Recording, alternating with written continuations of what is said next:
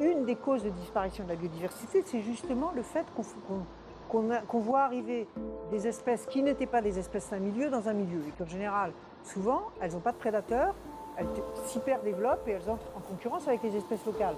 Si vous me parlez de faire ça dans l'océan, ça paraît une bêtise, évidemment. Mais de toute façon, là aussi, l'océan, c'est pas un truc unique. Entre l'océan glacial arctique, la Manche, la Méditerranée, je ne sais pas où, la mer d'Okhotsk, ça n'a rien à voir. Donc, qu'est-ce que vous voulez cultiver? Vous voulez mettre des œufs de poisson? Mais la nature, elle fait ça bien mieux que nous. Une morue, ça fait 800 000 œufs. Foutez la paix à la morue, laissez-la pondre, et puis vous aurez, la nature va tout à fait bien se reconstituer.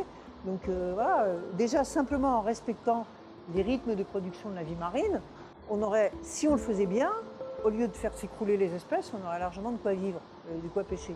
Donc avant de penser à modifier les choses, commençons à essayer d'être raisonnable avec ce qu'on a entre les mains et sous le nez, quoi.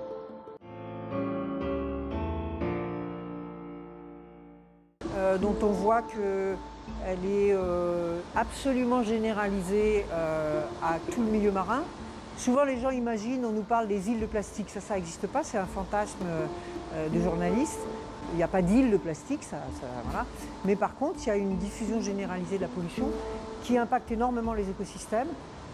Parce qu'en plus, souvent, le plastique est une éponge à polluants et en même temps une éponge à matières organiques qui ont des odeurs. Donc c'est prioritairement consommé par les poissons ou par les oiseaux. Donc c'est encore plus grave. Et au final, c'est consommé par nous, qui mangeons les poissons. Et c'est pas bon de manger du plastique, hein, c'est un perturbateur endocrinien sévère. Donc voilà, ça nous rend en mauvaise santé. Donc hors ça, la consommation de plastique, c'est vraiment nous, hein.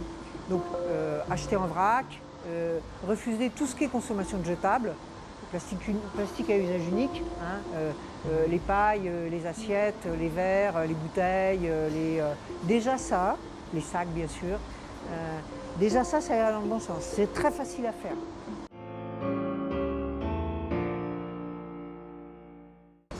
Milan, à peu près 1000 ans, ouais. Le plastique que vous jetez aujourd'hui, il va mettre à peu près 500 ans à se dissoudre complètement. Et ces molécules-là seront encore actives pendant, alors je dis 1000 ans, c'est un ordre de grandeur évidemment, mais voilà, c'est entre 500 et 1000 ans, malheureusement. Et donc plus vite on arrête et moins on en répand partout et mieux on va se porter.